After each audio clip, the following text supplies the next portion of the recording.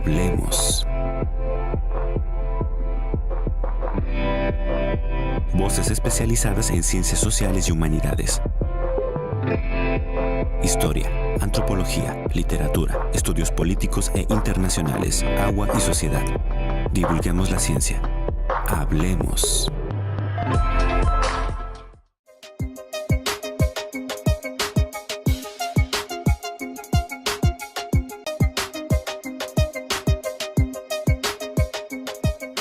San Luis Potosí tiene un gran acervo histórico a través de sus haciendas, muchas de ellas en muy buenas condiciones todavía en varios municipios de la entidad.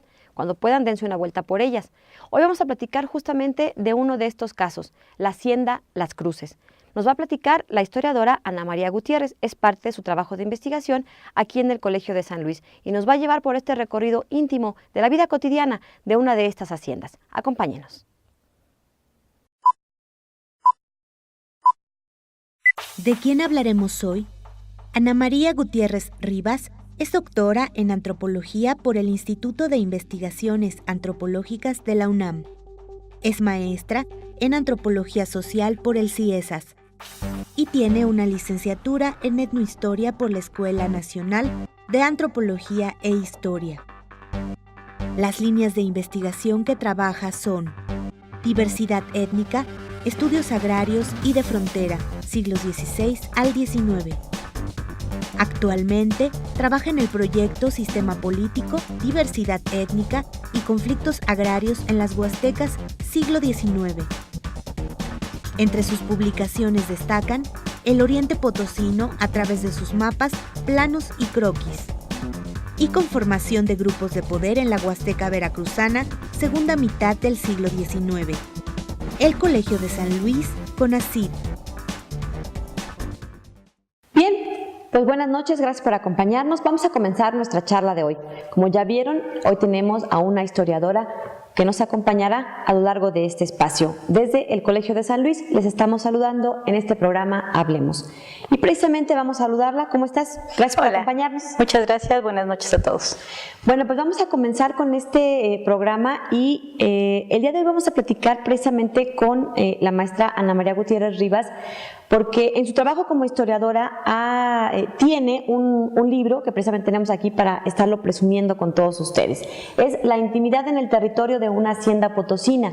Y yo creo que no hay mejor título que describa a este libro, porque tiene que ver justamente con esa cercanía, ese permiso de entrar en la intimidad de una relación de familia, y lo narran perfectamente lo describen, lo permiten que uno al abrir el libro parece que se remontara precisamente a aquellos años. Platícanos, Anita, ¿de qué trata este libro? Primero que nada, un poco sobre este texto que editó precisamente el Colegio de San Luis. Es un libro realmente muy lindo que tenemos muy en el corazón.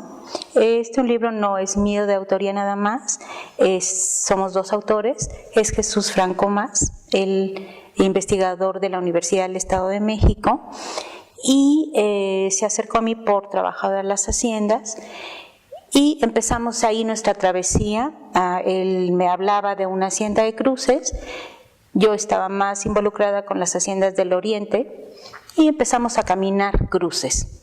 La hacienda de Cruces es una extensión para 1890 de 300,000 hectáreas, la cual ahorita ya la tenemos total y absolutamente caminada. Encontramos las 42 norias que tiene, encontramos varias más, tenemos 46 norias registradas. ¿Qué son las norias? Y por ahí empiezo, no por el epistolario, porque a los dos nos interesa el agua, a los dos nos interesa la geografía, y empezamos a caminar Cruces para trabajar la hacienda de Cruces. Y después, va por qué la hacienda de Cruces y por qué le interesaba la hacienda de Cruces.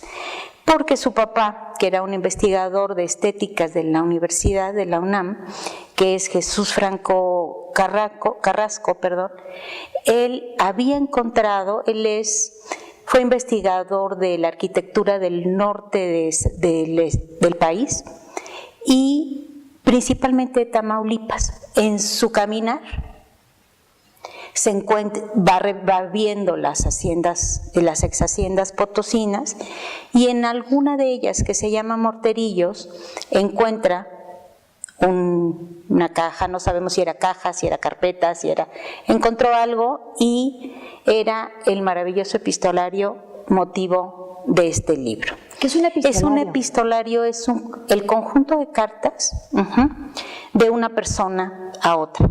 Este no está completo porque nada más son las cartas que guarda Antonio Hernández Soberón, que era el dueño de la hacienda, uno de los dueños de la hacienda.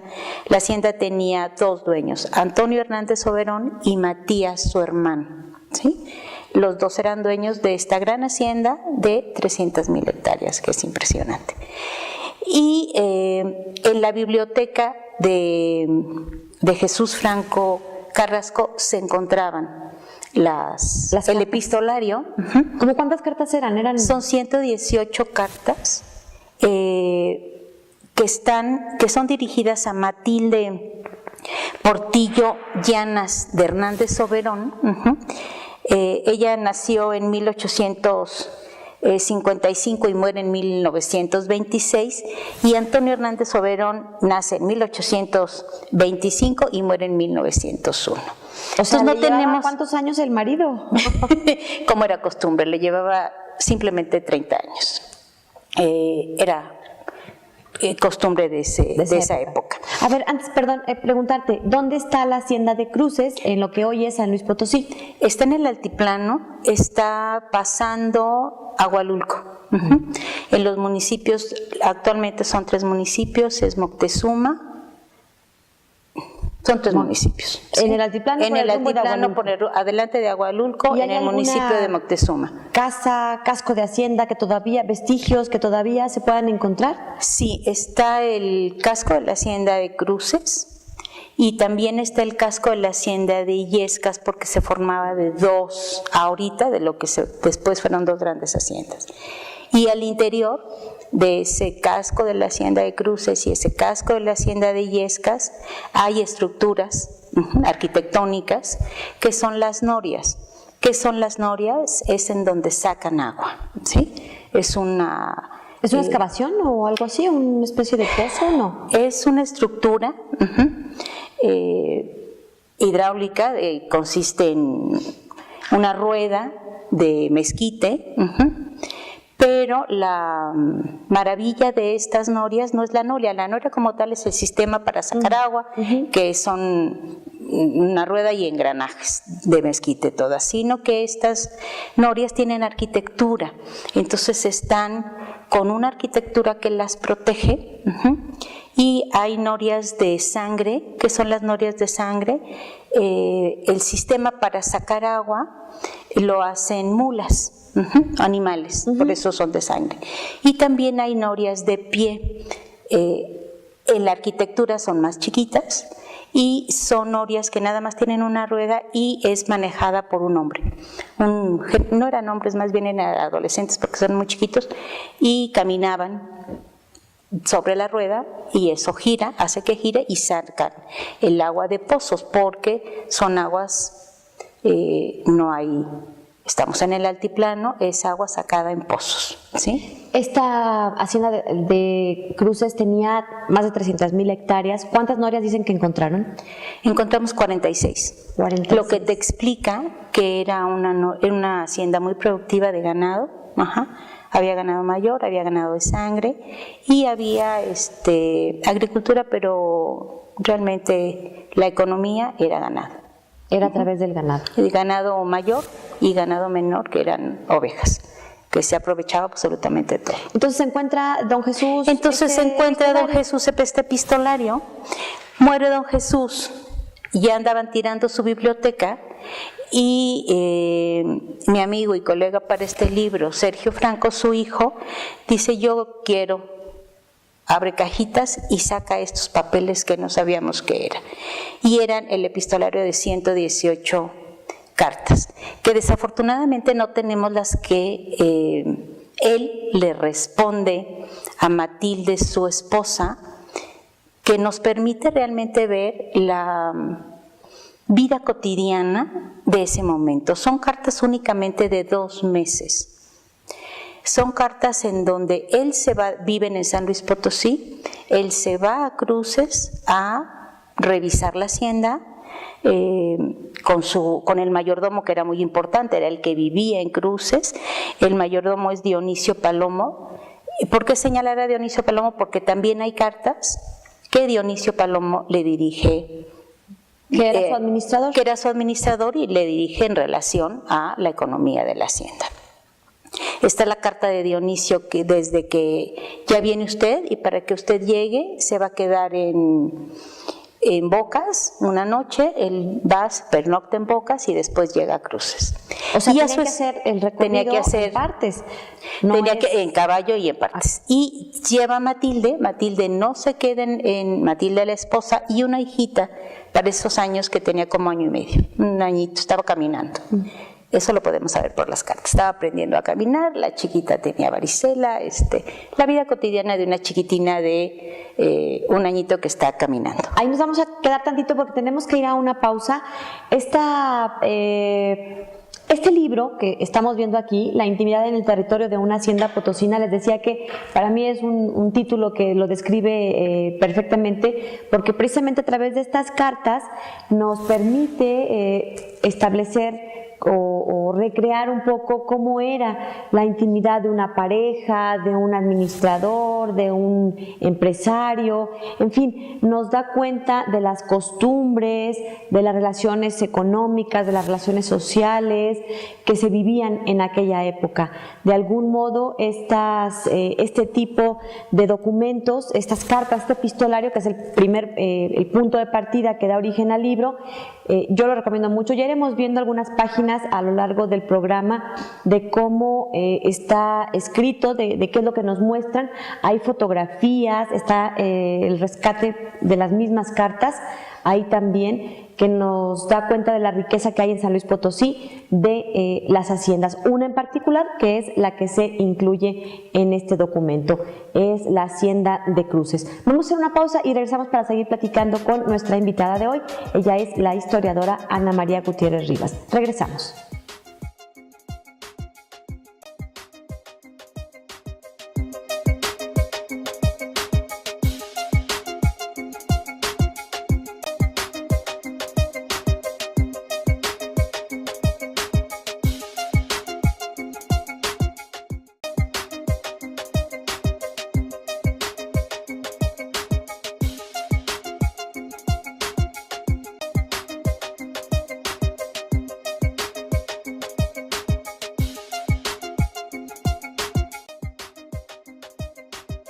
Continuamos y platicamos el día de hoy con nuestra invitada Ana María Gutiérrez.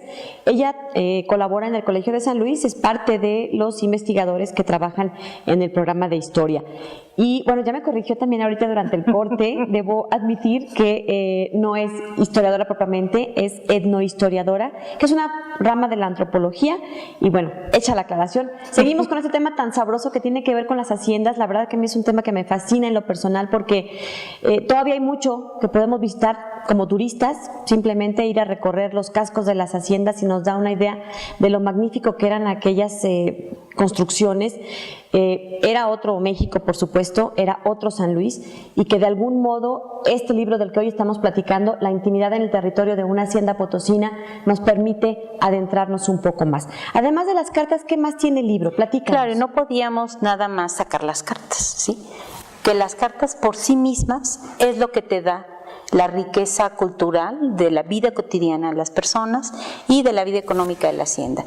Pero tendríamos que hacerle una introducción, entonces está la introducción desde que se forma la hacienda de Cruces, que es una hacienda que se forma por una obra pía. La obra pía era se daba dinero para las monjas de la Ciudad de México, y es una obra pía que se formó de la hacienda de Cruces, la hacienda de Bocas y Peotillos. La hacienda de Cruces y Bocas por el dueño de la hacienda de Peotillos, ¿sí? Así se funda y va ¿Perdón, no era la hacienda de Peñasco? De Peñasco, perdón. Sí, de Peñasco. Que por cierto todavía la pueden encontrar se llama la carretera Peñasco. Si están aquí en San Luis Potosí, diríjanse un poco por el periférico, ahí está salida Peñasco, por donde está el tiradero municipal. Exacto. De terrible memoria. Exacto. Pero bueno, rumbo a esa carretera pasan el tiradero municipal, le siguen ahí derecho, es muy fácil, está como a 25 o 30 minutos más o menos. Es más, ahí todavía se hacen fiestas, ya lo estoy haciendo un gol ahí, pero bueno, todavía se puede visitar, está más o menos bien conservada. Sí. Y otros 20, 30 kilómetros más adelante, a 50 minutos de aquí, está la hacienda de Bocas. Es un edificio también, la casa muy que se lindo. Conserva, muy bien conservado. Ahí sí es propiedad privada y a lo mejor hay que tocar ahí para que nos dejen entrar. Es de las pocas haciendas de propiedad privada, la tienen muy linda por dentro, muy bien todavía conservada. Muy bien conservada. Entonces, bueno, el origen, digamos, es que la hacienda de Cruces, junto con la de Bocas y Peñasco, constituyen una llamada obra pía. La hacienda de Cruces y Bocas es una obra pía, ¿sí? Y el dueño, que era el hacendado, el conde de Peñasco, además de estas dos haciendas, tenía la hacienda de Angostura, que se encuentra ahorita en el oriente potosino, ¿sí? Peñasco, Bocas y Cruces, ¿sí?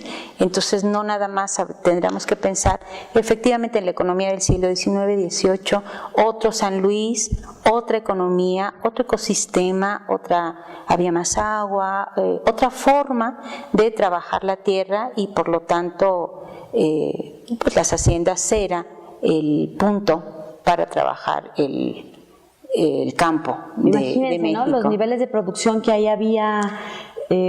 Maravilloso, simplemente los medios de transporte, ¿no? Como nos decías hace rato, una de las cartas revela que el señor se iba en partes, o sea, no se la aventaba, no era, es como irse de aquí de Agualulco, bueno, pues llegamos en una hora Claro, y se pasadita. iba en partes porque también llevaba a la esposa, que fue a dejar a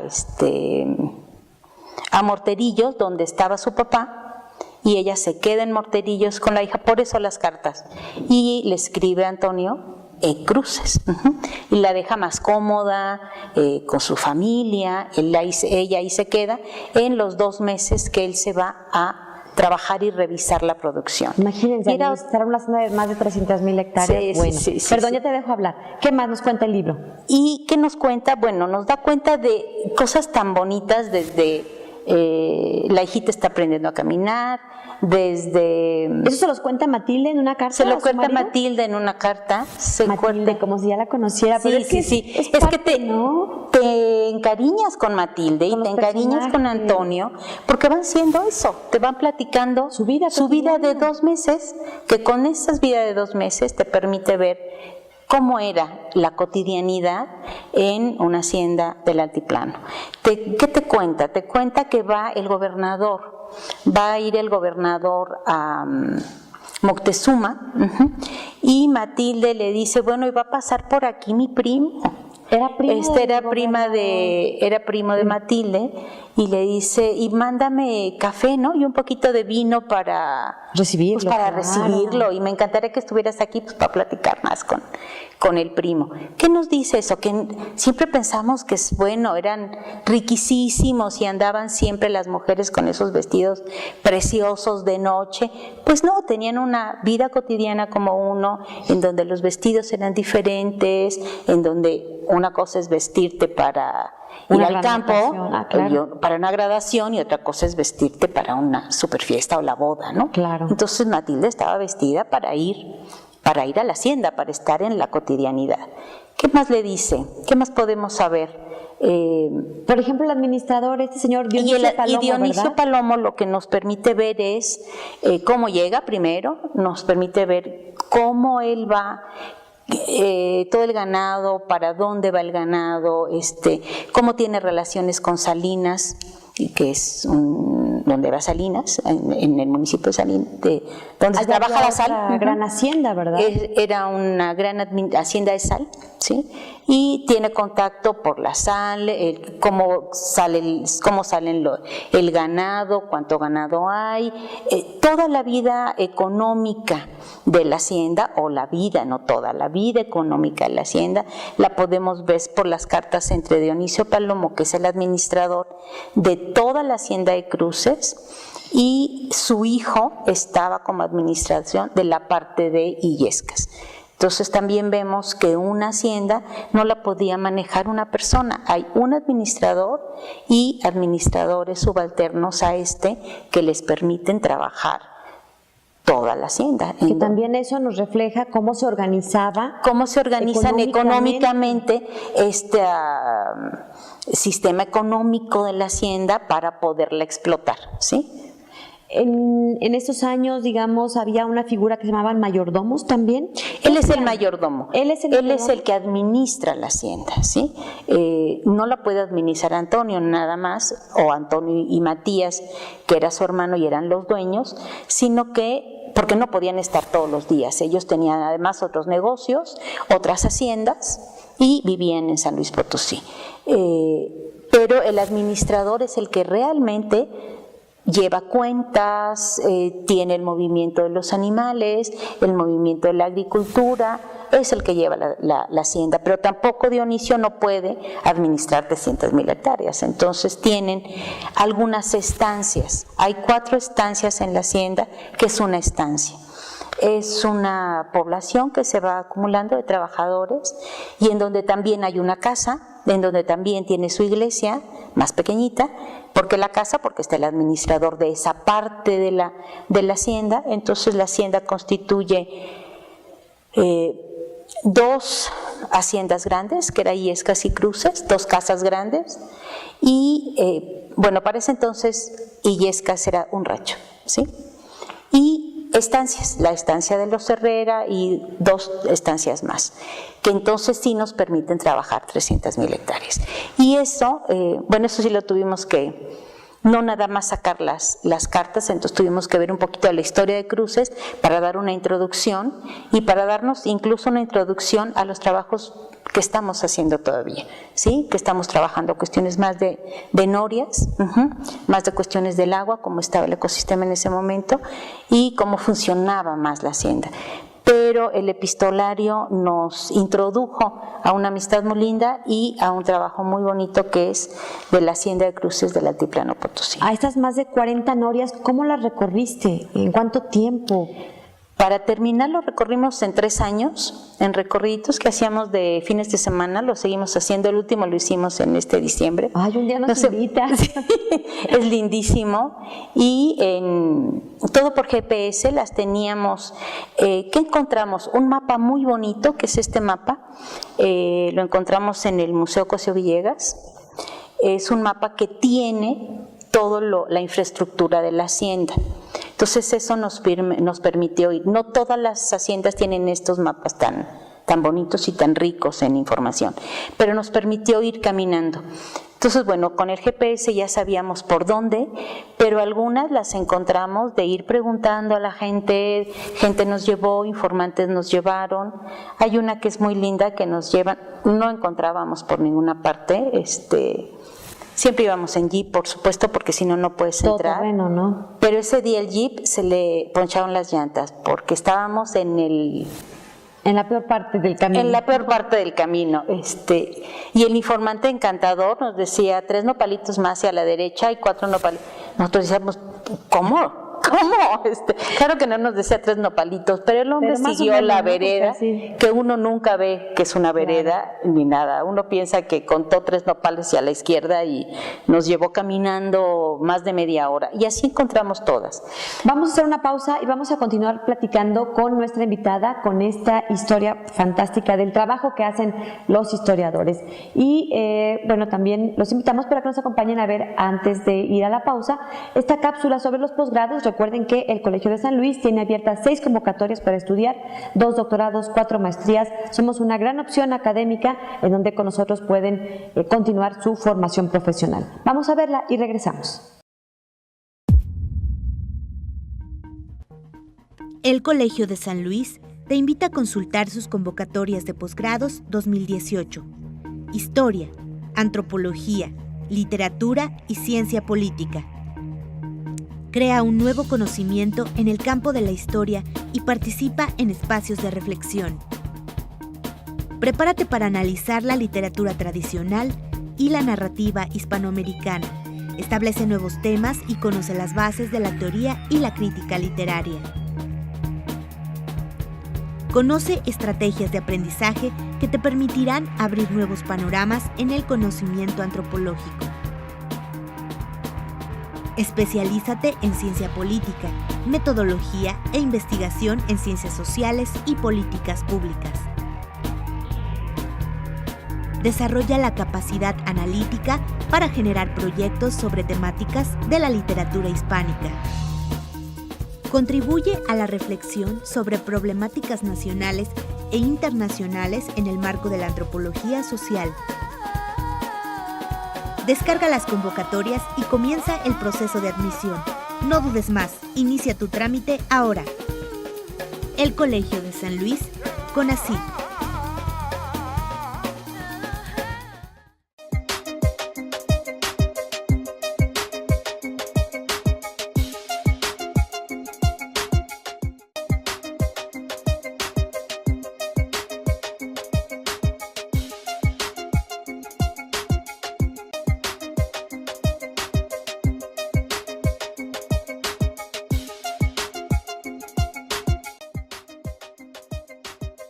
Bien, estamos de regreso. Vamos a continuar nuestra charla con la investigadora Ana Gutiérrez.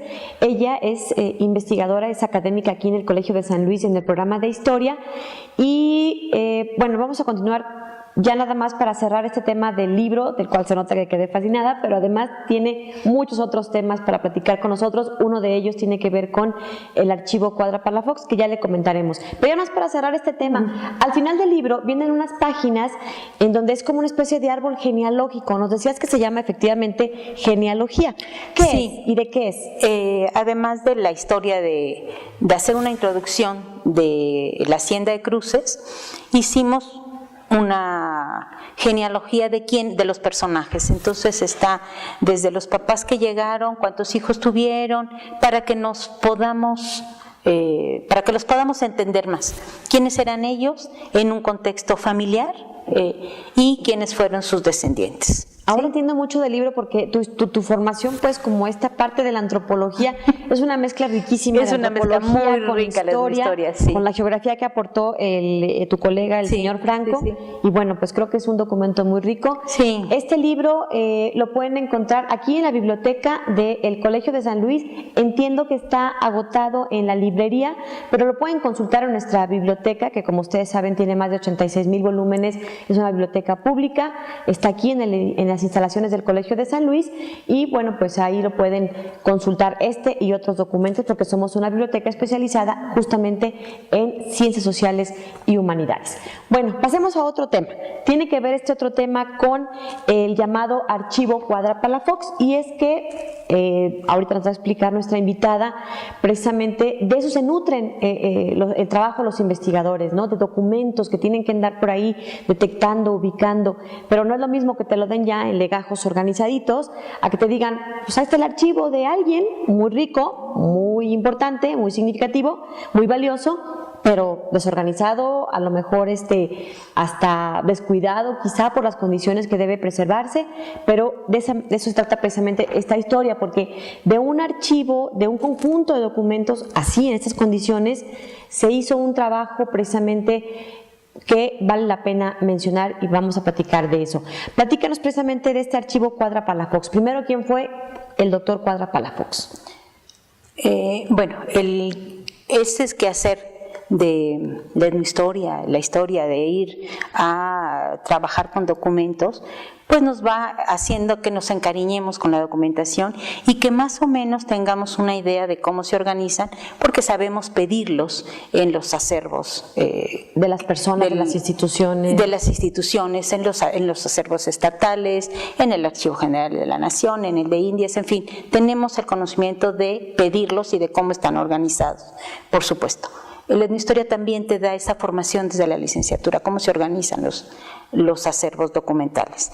Y tuve la gran fortuna de conocer a la doctora Cuadra Palafox,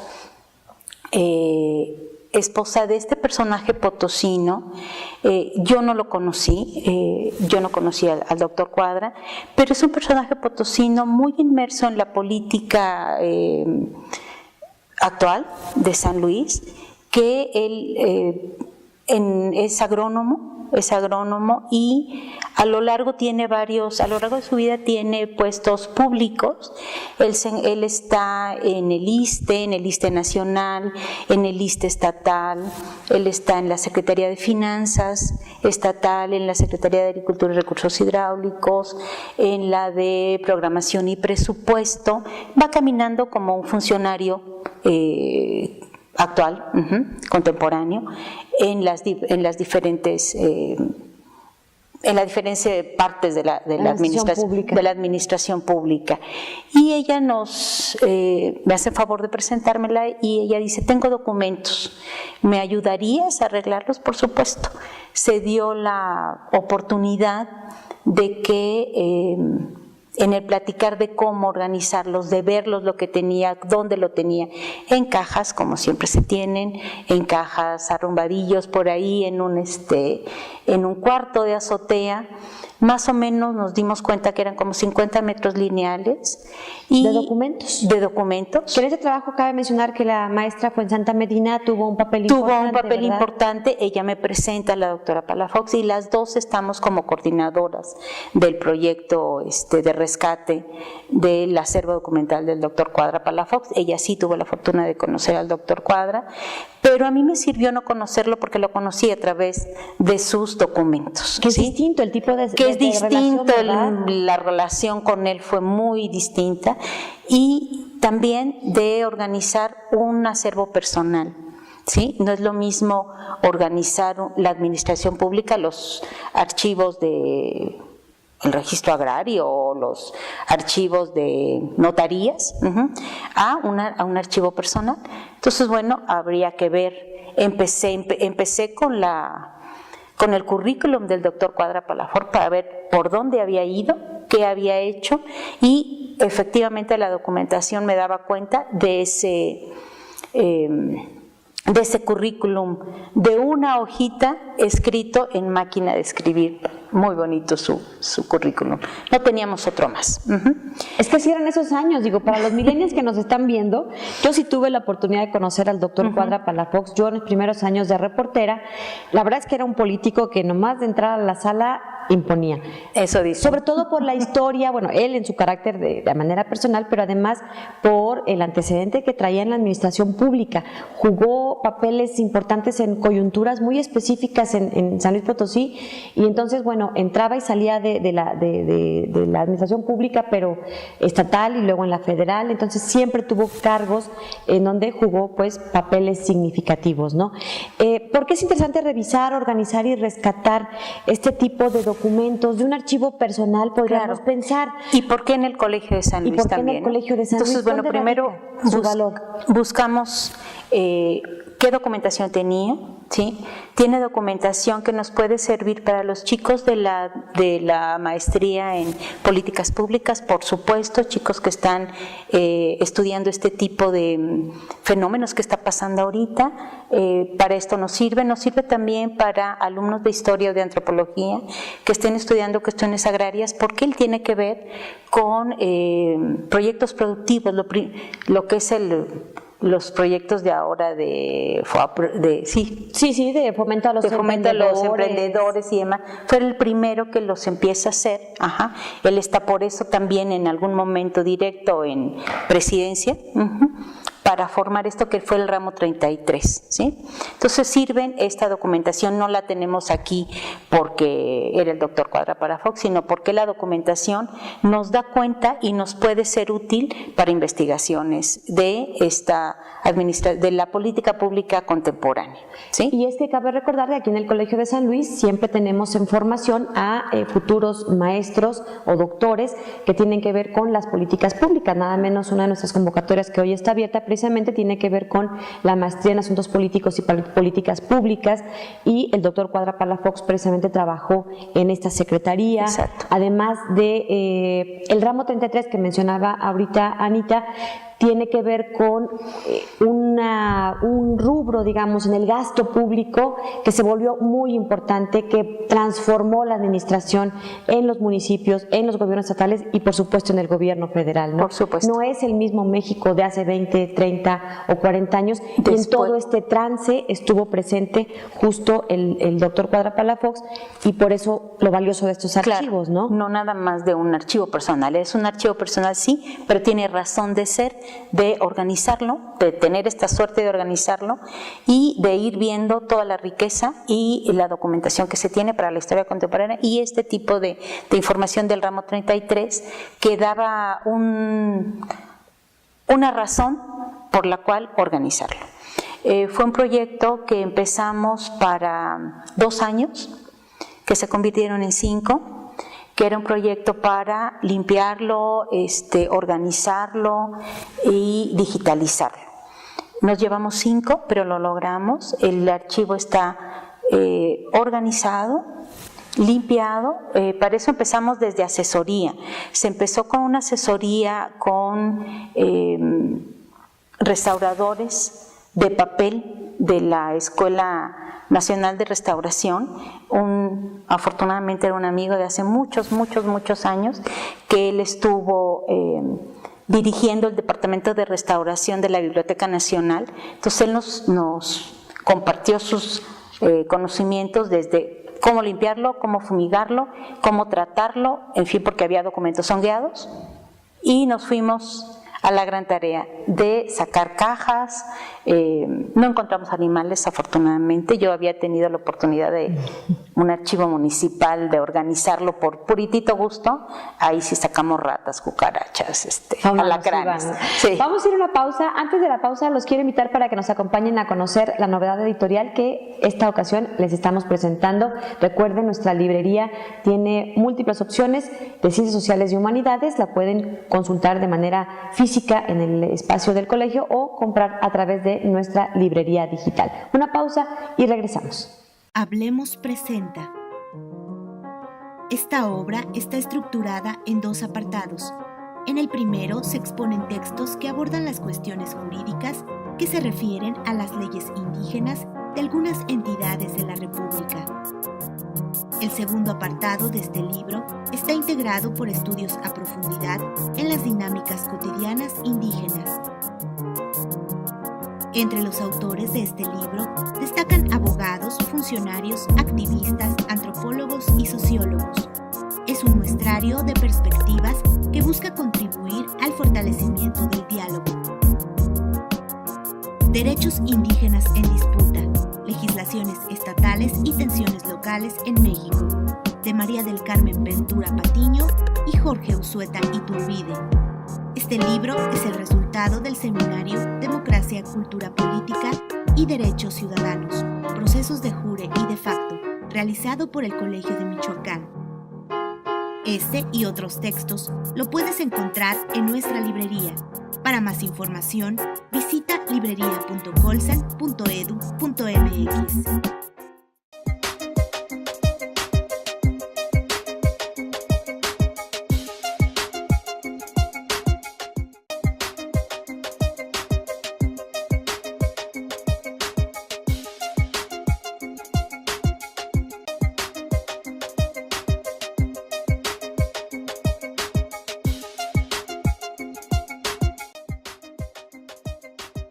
Bien, vamos a terminar la charla de hoy con nuestra invitada, Ana María Gutiérrez Rivas, y ella es investigadora del programa de historia. A ver, estamos hablando del archivo Cuadra Palafox.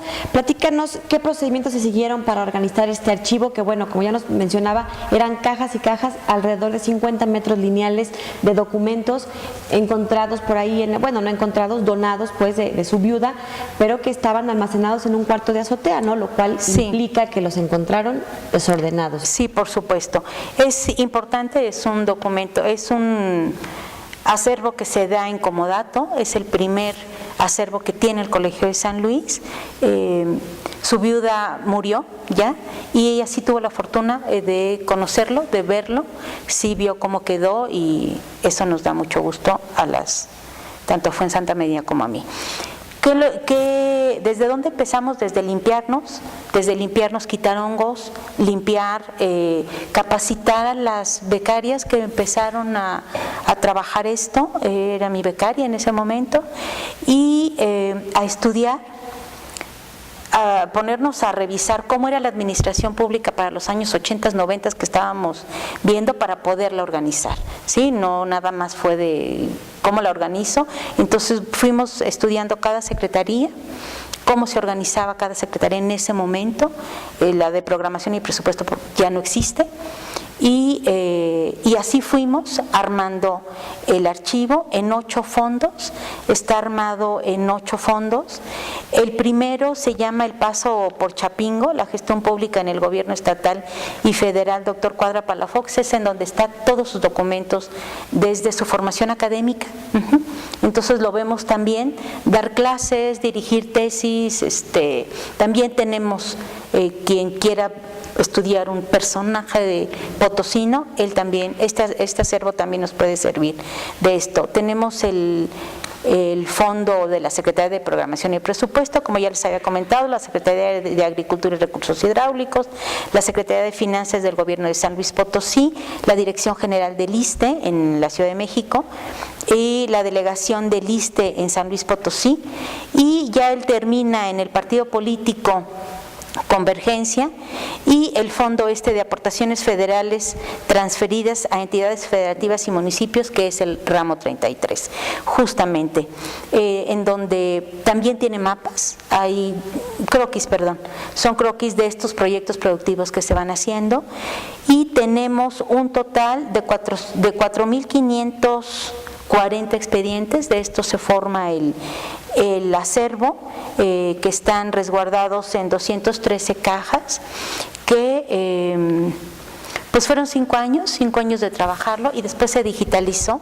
Todo este acervo está digitalizado, toda la documentación está en PDF, un PDF por cada documento, y esperemos que ese es un proyecto que tiene la propia institución, de que los fondos que están aquí trabajándose puedan subirse y poder tener el acceso a ellos de forma digital.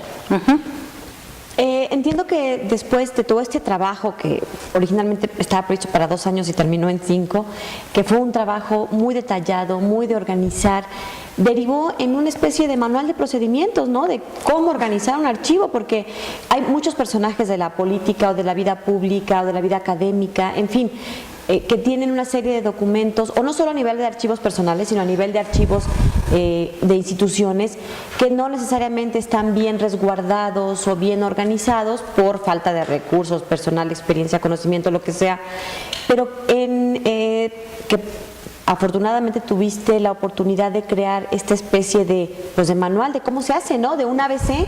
¿Sí derivó en esto?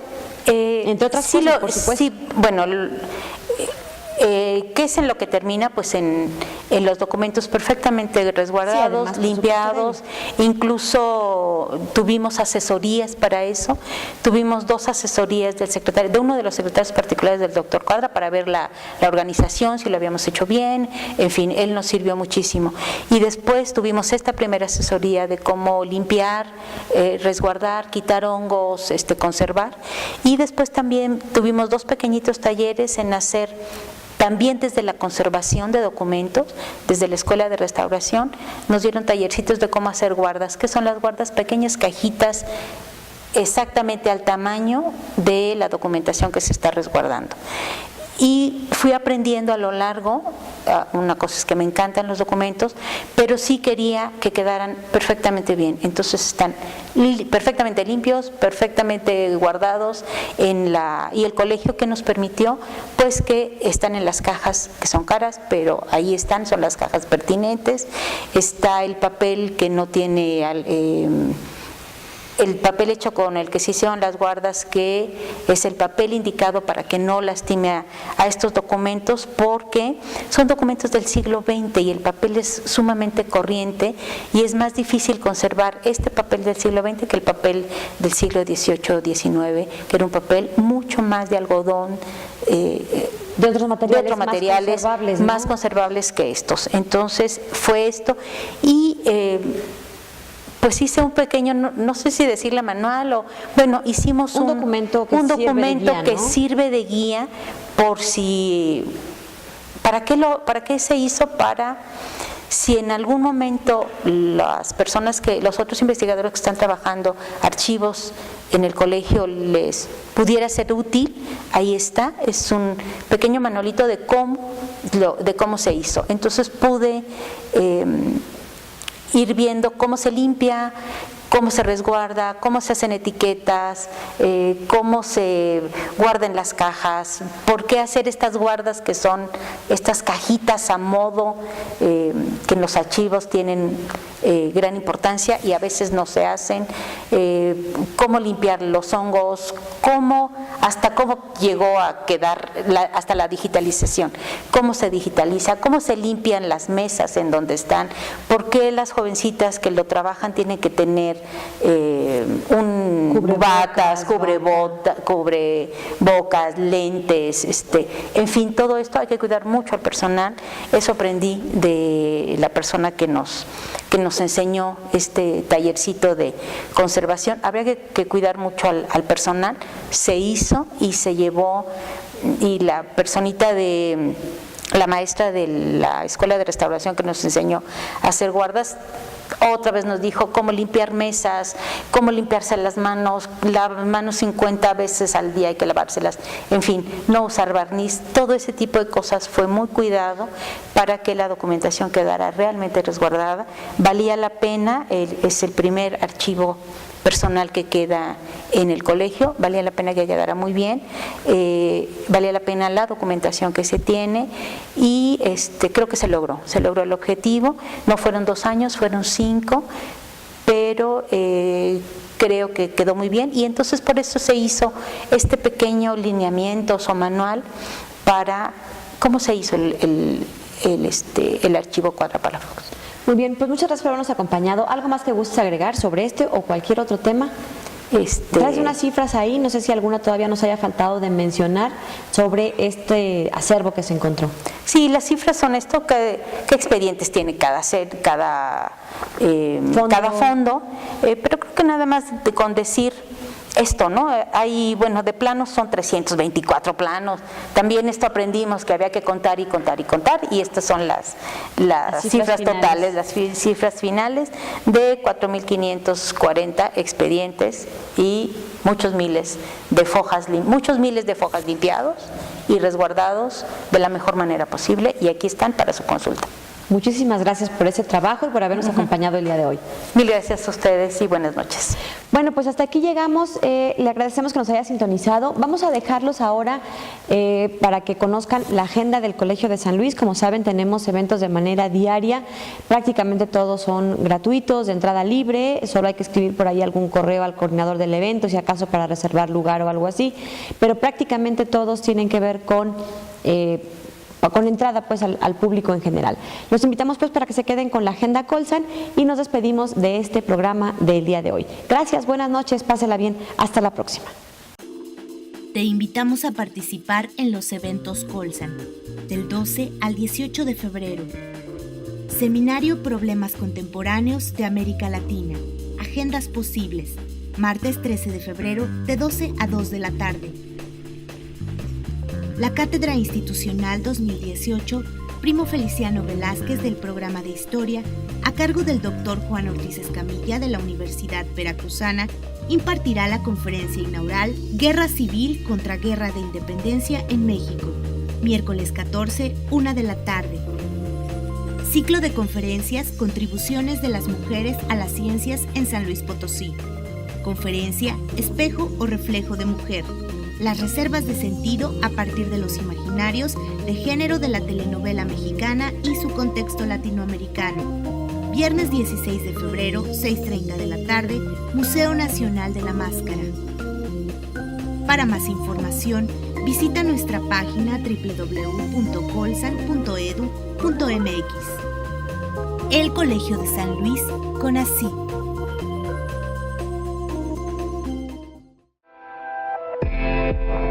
Hablemos. Voces especializadas en ciencias sociales y humanidades. Historia, antropología, literatura, estudios políticos e internacionales, agua y sociedad. Divulguemos la ciencia. Hablemos.